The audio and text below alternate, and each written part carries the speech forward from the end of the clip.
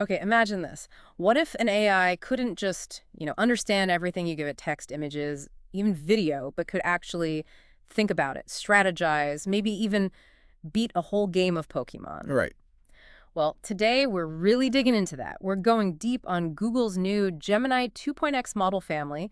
That includes the big ones, Gemini 2.5 Pro and 2.5 Flash, plus the earlier 2.0 versions. And our mission really is to unpack the key stuff from the Gemini team's own report. Exactly. We want to pull out what makes these models tick, what new things they actually let you do, and importantly, how they're trying to build them responsibly. Yeah, there's some real aha moments in there. It's packed with detail. It's a pretty exciting time for AI. And this report gives us a great look under the hood. So let's set the stage. This Gemini 2.x family, 2.5 Prey, 2.5 Flash, 2.0 Flash, Flashlight. What's the big picture goal here? Well, they're pretty explicit about it. They're aiming to get us closer to this idea of a universal AI assistant. Universal Assistant. That's ambitious. Okay, so what's the core capability across all these 2.x models? The big thing is that they're all natively multimodal. Right, natively multimodal. What does that actually mean in practice? It means they aren't just looking at text or images separately. They can take in and understand information from lots of different sources all at the same time. Think text, audio, images, video, even whole code repositories. So you could give it a paper, a chart, and a video, and it gets how they all relate. Exactly, as one single input. Plus, they have this long context capability, over 1 million tokens, which is massive, and native tool use, so they can interact with other software or APIs. Okay, 1 million tokens, multimodal, tool use. That's the baseline. But you've got Pro, Flash. How do they differ? What's the trade-off? Yeah, that's where it gets interesting. They've clearly tried to cover the whole spectrum. Gemini 2.5 Pro is positioned as their, quote, most capable model yet. Okay. It's hitting state-of-the-art results on tough coding and reasoning tests. And get this, it can process up to 3 hours of video content in that huge context window. 3 hours. Oof. Yeah.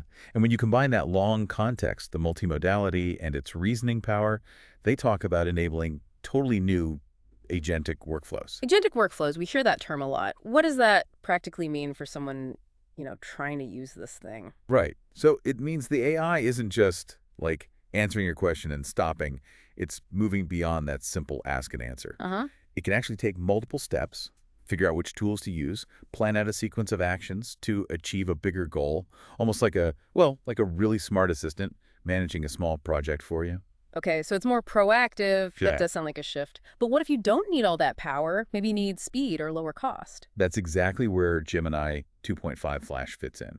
It gives you, they say, excellent reasoning abilities, but uses way less compute power and is much faster. Think high-volume, real-time stuff. Makes sense. And then you've got the earlier 2.0 Flash and Flashlight for everyday tasks, designed to be super efficient and low latency at scale. So the takeaway is there's a whole range. Exactly. They call it spanning the full Pareto frontier of model capability versus cost. Basically, whether you need the absolute top end for complex problems or something fast and cheap for daily use, there's likely a Gemini 2.x model designed for that. Okay, that framework makes sense. Let's get under the hood then. The report mentions some really interesting tech driving these models. Gemini 2.5 uses sparse mixture of experts transformers, or MoE. Can you break it down for us? Sure. So think about traditional big AI models. When you ask them something, they basically use all their internal knowledge, all their parameters, to figure out the answer. Right, the whole brain lights up. Kind of. Mm-hmm. But with MoE, it's different. The model only activates a subset of its parameters for any given input. Imagine having a huge team of specialists, and for each specific problem, the system intelligently sends the task only to the few experts best suited for it. Ah, okay. So it's more targeted, more efficient. What's the benefit of that? Well, the big benefit is it effectively separates the total size and capability of the model from how much it costs to run per query per token. Right. So you can build these absolutely massive, incredibly knowledgeable models, but running them doesn't cost an arm and a leg every single time. It makes powerful AI much more practical to deploy widely. That's a huge deal for actually using this stuff. Yeah. Now, beyond the architecture, the training itself sounds like they made some breakthroughs there too, especially with handling failures. Training these things must be prone to glitches. Oh, absolutely. Yeah. They're the first models trained on the new TPU 5P chips. And one really neat innovation is called slice granularity elasticity. Okay.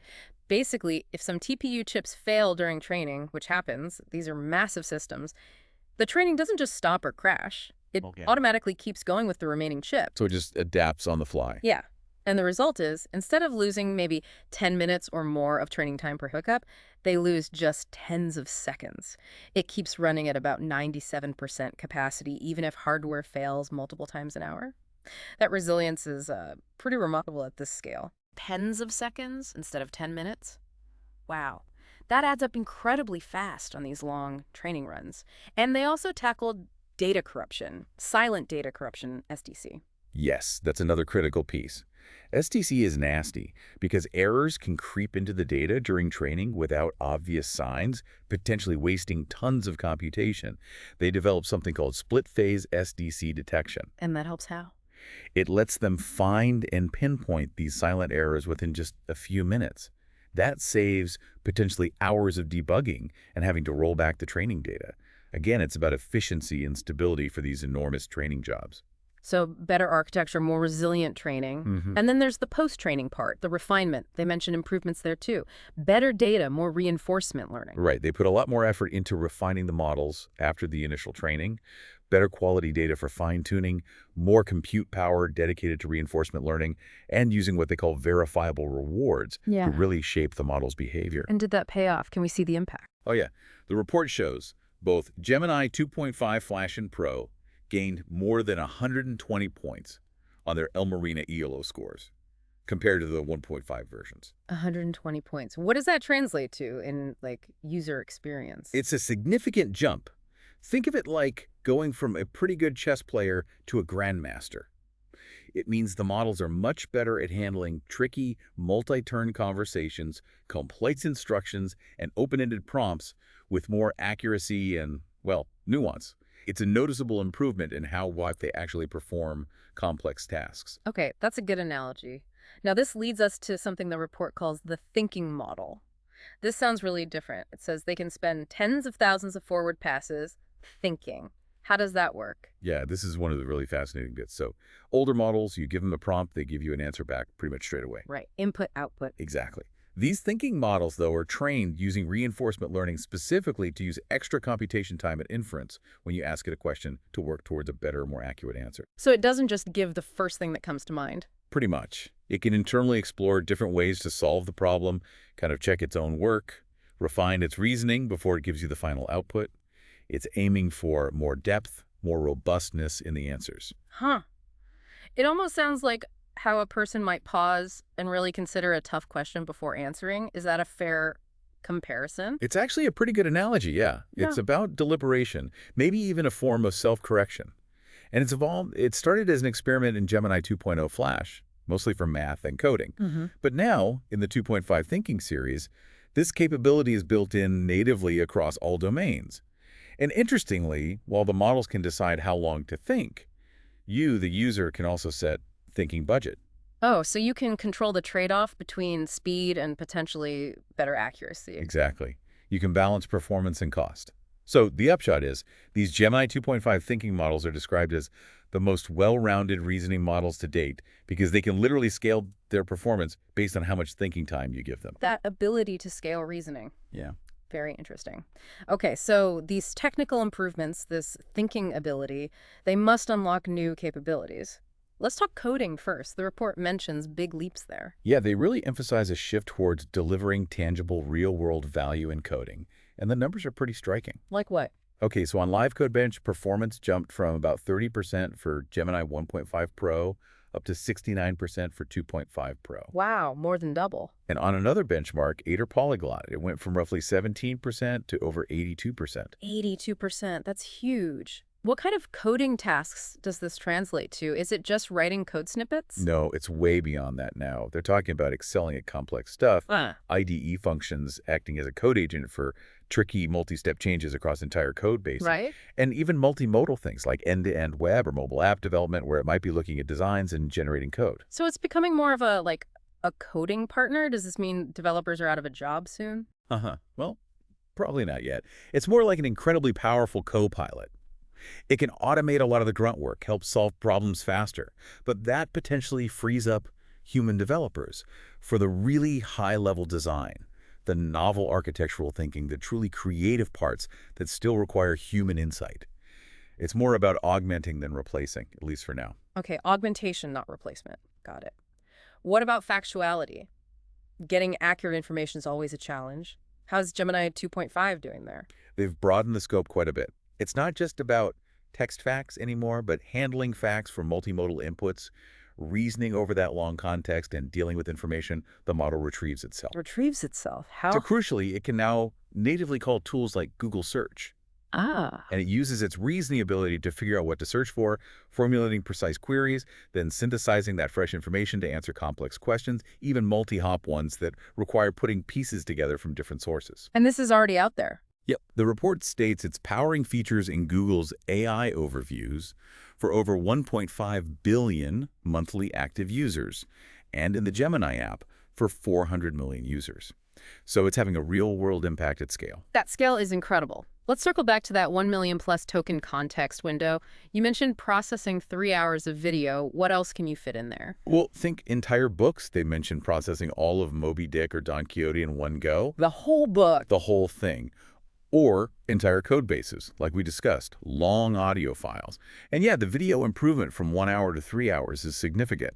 But it's not just watching the video. Right. What else? You can do things like take a how-to video and convert it into an interactive coding application. Whoa, hold on. So you watch a tutorial and it makes the code for you. Or generates an interactive demo based on what's shown. Imagine the possibilities for learning or quickly prototyping ideas from video content. It's pretty wild. That really does sound like a game changer for education and development. Are there similar advances in audio generation too? Yes.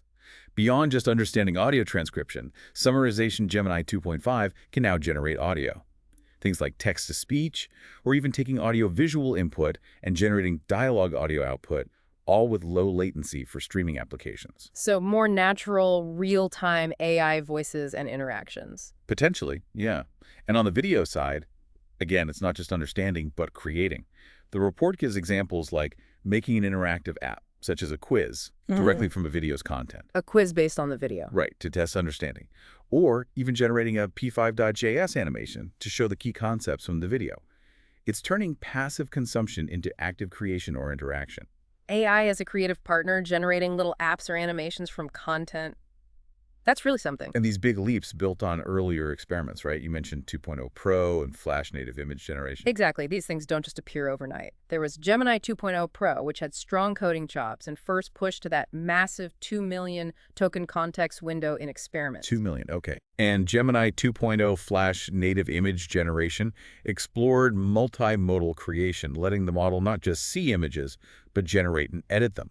Plus, there was the Gemini 2.5 Pro DeepThink model. Right, the DeepThink. Which introduced a novel approach specifically for really hard reasoning problems, getting top scores on benchmarks like math Olympiads.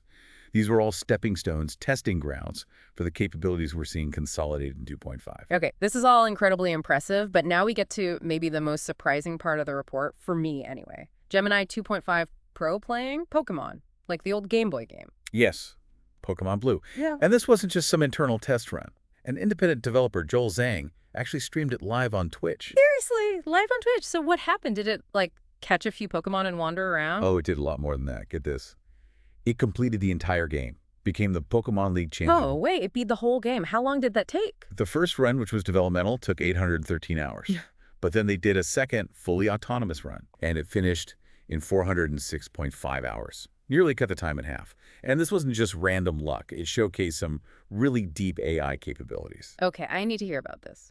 What specific capabilities did playing Pokemon demonstrate? Well, first, long context agentic tooling. The main Gemini agent actually used other prompted Gemini 2.5 Pro instances as specialized tools. Wait, the AI used other AIs as tools? Yeah, like a Pathfinder tool and a Boulder Puzzle Strategist tool to solve specific, complex in-game puzzles. Things like navigating tricky spinner tile mazes in one go, solving the Safari Zone puzzle with its step limits, or finding paths through huge mazes that required reasoning over more than 100,000 tokens of game state and planning sequences up to 150 actions long. Reasoning over 100K tokens just to navigate a maze? That's intense. What else? It also showed long horizon task coherence, meaning it could stick to long-term goals even when things went wrong or got sidetracked. Like figuring out the multi-step process to get a crucial hidden move, or deciding to grind and train its Pokemon team for over 24 hours straight just to beat one tough gym leader, it kept the overall objective in mind. Okay, strategic patience. Impressive. But the report mentioned something about creative problem solving, too. Escaping a bug. This part is amazing. Yeah. Apparently, due to some bugs in how the game state was being fed to the AI, it got stuck on Cycling Road in a way that's impossible in the actual game, a Thoughtlock. Uh-oh, what did it do? It used the move HMO2 FLY to escape. Now, FLY isn't normally used like that, and this specific situation can't happen in the real game. So the AI couldn't have learned this from training data. It had to figure out a novel solution on its own. It improvised using the game mechanics in a new way. Wow, and apparently it even found a previously unknown bug in the original Pokemon Red-Blue game code itself. The AI found a bug in Pokemon. That's wild. But it wasn't perfect, right? The report is also candid about where it struggled. Right, and that's just as important. For instance, even though it's graded vision, it had trouble reading the raw pixels directly from the Game Boy screen feed. It relied more on text descriptions of the game state. Okay, so vision wasn't the main input. What about reasoning? This is interesting. While it could handle 100K plus tokens for specific tasks like pathfinding, when the overall game history context got much bigger than that, Yeah. the agent started tending to just repeat actions from its massive history instead of coming up with new plans. It highlights a challenge, using these huge million-token contexts for generating new ideas versus just retrieving old ones. That's still a research frontier. Makes sense. Using the whole history creatively is harder than just remembering it. Any other quirks? Yeah, they mentioned hallucinations and fixations.